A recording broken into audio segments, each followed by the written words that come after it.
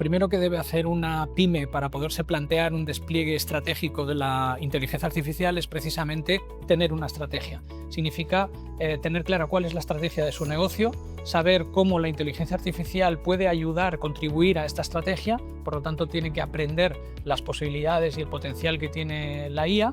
A partir de aquí, hacer un diagnóstico de cuál sería su punto de partida, hacer una identificación de los proyectos que pueden ser relevantes, aprender a priorizarlos, valorarlos adecuadamente, empezar por los que serían los quick wins, los fáciles y que dan alto rendimiento a corto plazo, poner en marcha estos productos mínimos viables y a partir de aquí también hacer una retroalimentación, ¿no? Ver lo que ha funcionado, lo que no y en definitiva pues aprender y seguir adelante.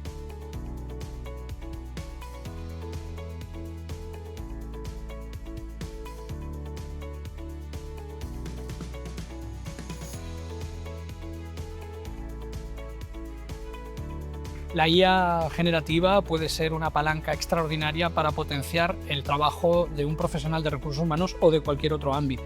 Lo que debemos saber es conocer su potencial, su alcance, sus posibilidades y poner el juicio experto y el criterio suficiente para poder sacar ese provecho en todas las circunstancias. Y por supuesto en recursos humanos la podemos aprovechar al 100%.